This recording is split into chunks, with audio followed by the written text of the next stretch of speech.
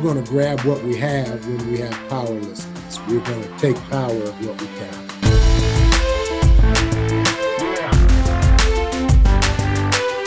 Welcome, everyone, to the Driving Vision podcast brought to you by the Zeigler Auto Group. And here with me, Auto Group Director of Talent Development, Mike Van Ryn. Welcome, Mike. Hey, thanks, Sam. Be sure to subscribe to the podcast, like it if you do, and leave a comment.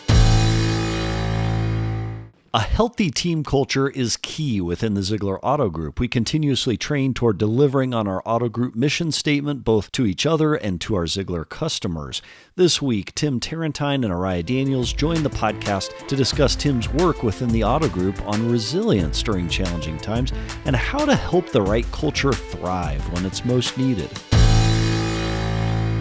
Hey, everybody, welcome to the special conversation with Tim Terrentine. Tim Terrentine, welcome back. It's great to be back with you and Ariah. And Ariah Daniels, of course, from our own team. Ariah, welcome. Hello. Thanks, Sam and Tim. Glad to be with you today. So, Tim, you travel across our auto group. And one of the things that we've all noted over the past several years is how drastically this auto industry has changed. Or has it, right, is the question. What do you see in terms of those changes and how has Team Zeigler navigated that? Oh, my goodness. I'm telling you, Sam, change is the only constant recently. And all of the data in all of the organizations that we've worked with, conversations that we're having, and of course in the auto group, the rate and pace of change has picked up speed. So change has always been inevitable. And we'd expect it every few years in our lives at one point in time. Well, in business today, it could be every few days.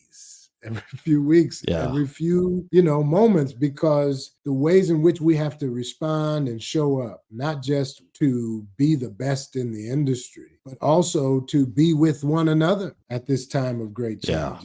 You have to be intentional. And I think that's part of the fun I have with the auto group is that I get to go in and share and learn from folks in the group about how we're evolving and how we're figuring it out and changing the way we think about it. And that's big fun for me. So, and Tim, that's a beautiful and that's a great setup to the conversation here. So maybe Ariah can give some background and then we'll dive into what some of those specific changes have been. Ariah, give some background on Tim Terrentine and what his involvement has been this past year and even before that across the Zeigler Auto Group. Yeah, Tim has been such a great friend and mentor. I know not even just personally to me, but to our auto group as a whole for many years. And Tim has recently, and correct me if I'm wrong, Tim, over the last year and a half or so, have stepped into a role that has been with your translators consulting group. So it's been wonderful to partner with you on that and bring different topics and area that are relevant to our business and culture and leadership and so many different areas that have just been wonderful to learn from you and soak up your wisdom, which has been awesome. So we've really appreciated that. Thank you. That means a lot. Appreciate it. So, and recently you were at our Honda stores. I popped in there and I was able to listen to a few minutes of the presentation. You had a room packed full of Team Zeigler and the conversation was around a lot has changed over the past couple of years. So you think about some of those big changes, right? We went from a time where doors weren't all open, right? We had to find unique and creative ways to meet the customer where they could be during COVID. We were in a time of immense shortage. Right? It was tough to find new cars. And now we're at a place where we're starting to see those cars coming back. And it's a very competitive environment out there in the retail world. And our teams are having to run towards the customer today in a way that, it's probably been a couple, 2-3 years since we've run towards them in this way. We have to be creative at connecting with each other and with the customer. How do you see teams in the auto industry connecting and meeting those needs with customers right now? I think it's the teams who act like teams, the people who haven't fallen for a scarcity mindset and started to attack one another. And we talked a lot about thinking about how we build culture differently. It has to be about adding, not morphing into what's there, but how do we expand our ability to meet every customer's need, to create an experience every time with everybody who pulls on a lot, pulls into a bay, makes a phone call, sends a message, looks for a vehicle, or whatever we're doing, we want our culture to reflect those pride values. But that happens in the everyday. And when you're stressed and when stuff is changing, we go for safety, right? Yeah. And when we're trying to be safe, we start to protect ourselves and be defensive. And so we want to get the shame and the blaming and the need to be right out of our conversations, out of our meetings. We've got to stay open to get people's ideas and opinions, because if we don't, we'll fall into protecting ourselves versus becoming the culture we want to be. All of us would rather spend our energy walking toward excellence than squabbling with one another, right? And but in times of change, it gets scary, it gets tight, and we close. What is it about human nature that causes us to do that? Why do we, when we're needing to be creative and we're needing to be resourceful, what is it about human nature that causes us to become protective and become defensive and kind of circle the wagons, so to speak? Because that is a natural response, right, to adversity. It's for some people, it's fight or flight, and in the flight, there's a protection mechanism, right? Tim, I want to jump in here because I think there was a portion of class that I really liked, and you talked about anxiety equaling uncertainty times powerlessness. And so anxiety happens because we're uncertain about things and we feel powerless about certain aspects of whatever it is that we're doing, leading a group of people, creating the culture, right? So we get anxiety in times of uncertainty of things and we feel powerless. Well, and I'll tell you, Chip Connolly wrote the book Emotional Equations. It helps us understand these things we feel through the lens of mathematical equations.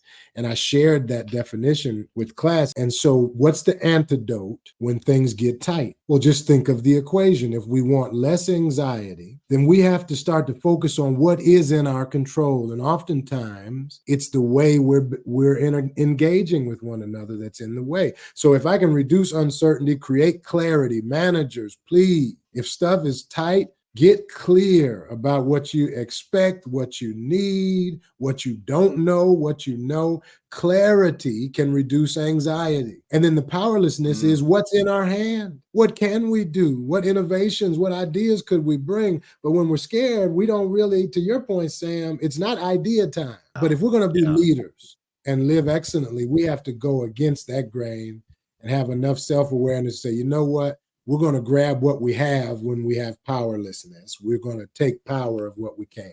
We take power of what we can, and what we don't know, we seek to know. But there is something about being comfortable in uncertainty, right? I actually had a conversation recently with someone who said, kind of in your personal world, you like certainty of knowing. Like some people like that certainty of a cultural belief. Some people go to different groups to get that certainty. And it seems to me part of what you're talking about is embracing uncertainty and being a little bit more comfortable in that. How can we do that in a leadership role and in this economic environment, which doesn't naturally give us certainty, but rather creates opportunity in that uncertainty? Yeah, we talked about when just in general with change and how change has happened over the last 4 years and through the pandemic and stuff. But I think the big question we have to ask ourselves, are we resisting of that uncertainty or are we embracing it? Like embracing the uncertainty and the uncomfortability. Yeah.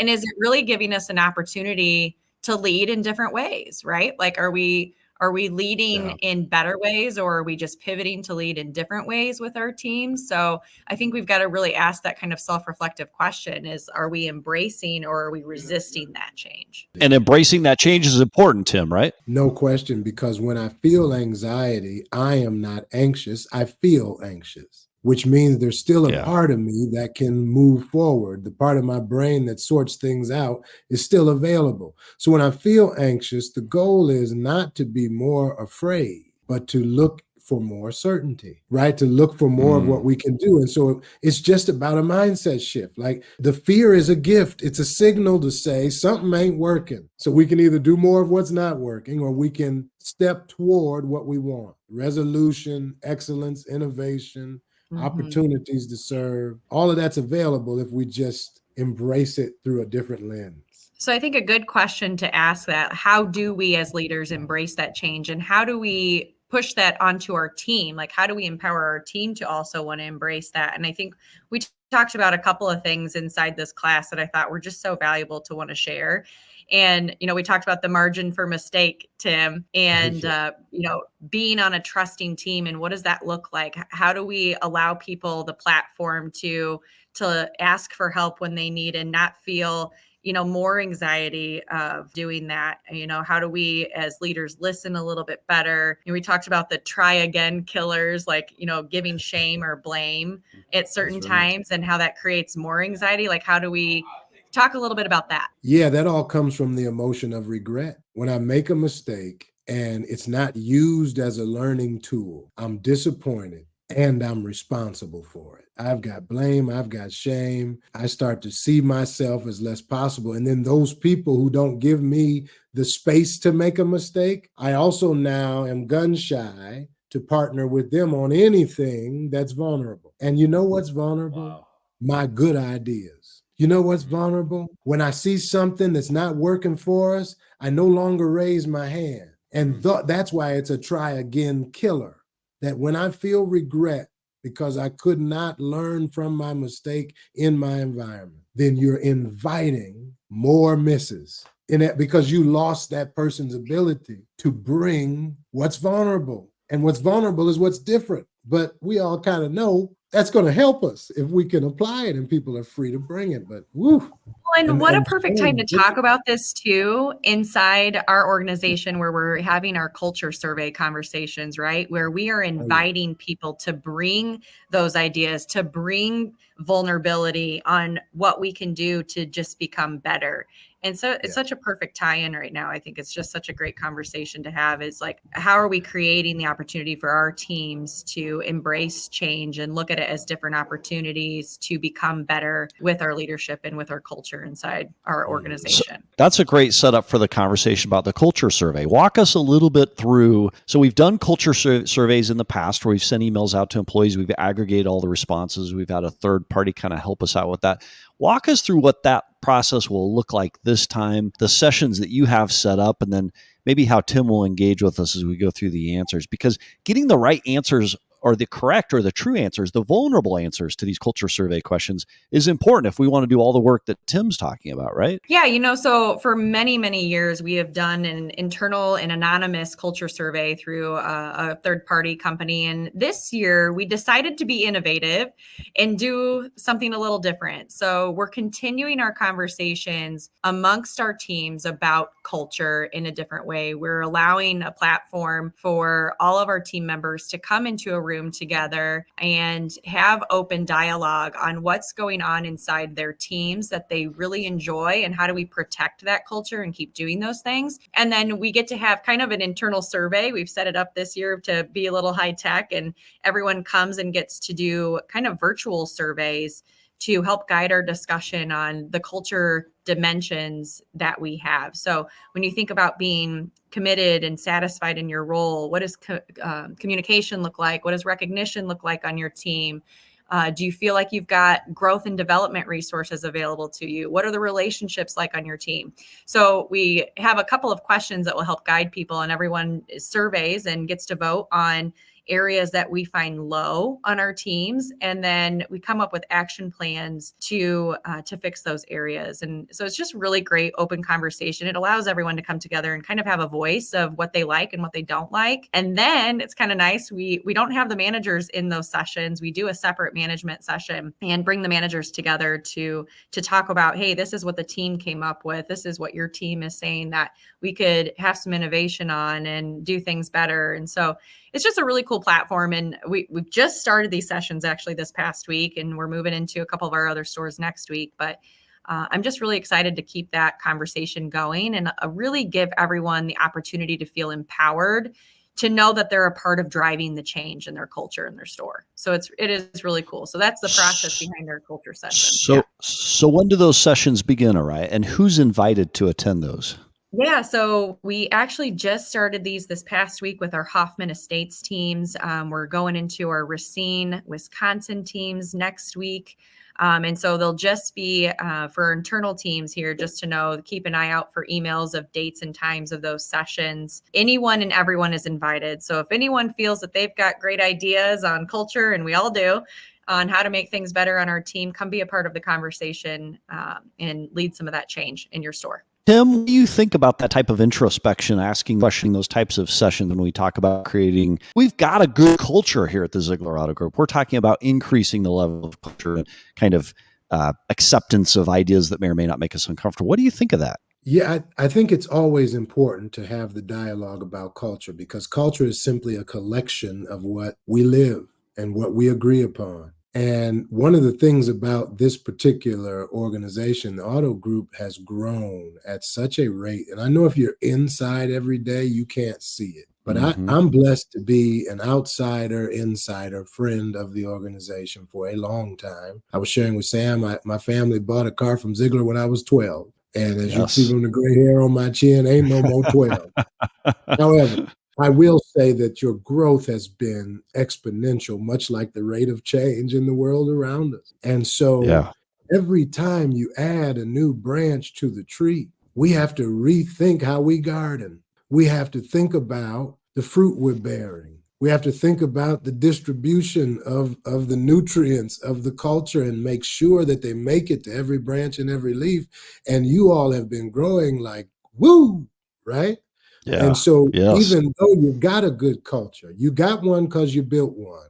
It's not a given when you're growing as fast as you're growing, bringing in so many new people and different to bring other cultures and bring them into the family tree.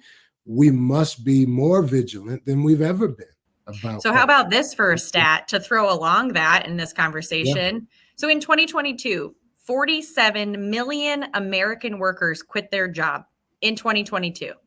In 1 year. So if that doesn't tell us to protect and ask ourselves, what is the environment that I'm creating for my team? Because anyone can go anywhere, right? It's where they feel most valued. It's where they feel more purposeful, where they can, put their why behind what they do.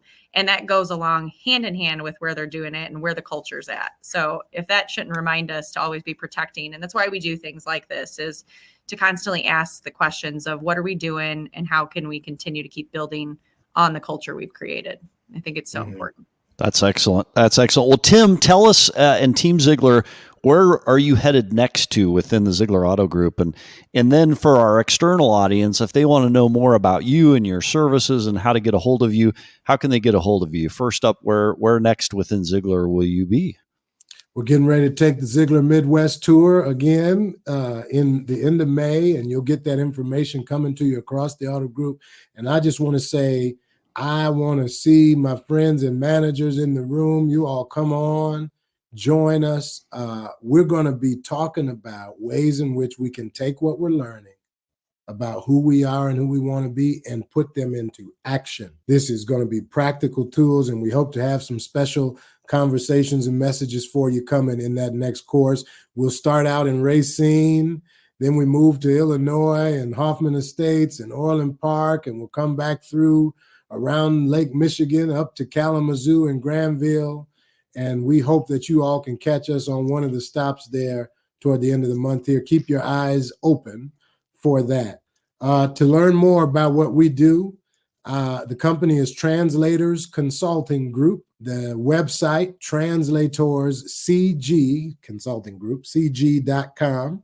And there you can get in touch, find us, learn all about the programs. There's videos and blogs, and there's ebooks there for you to pick up. There's a workbook even about how to listen better. I mean, we're trying to make sure we got practical tools for teams every day. And so that's how you find us. Thank you, Sam, for letting me tell folk about that, and Ariah. Well, Tim Terrentine, it's always a treat to have you here. You're actually one of our most listened episodes as we push this out in the world through our Driving Vision podcast. The insight that you give is always super interesting and benefits not only the culture of the Zeigler Auto Group, but the individuals that contribute to that culture. So thank you so much for being here. And Ariah, obviously, always thank you for your leadership and driving these conversations on culture. Team Zeigler can watch out for those culture sessions that are coming up where we give feedback and we lean into the change that makes better an already great culture. So again, both of you, we appreciate you being here and thanks for joining the podcast. Thank you. Thanks to Ariah Daniels and Tim Terrentine for joining the podcast. Until next week, how are you driving vision today?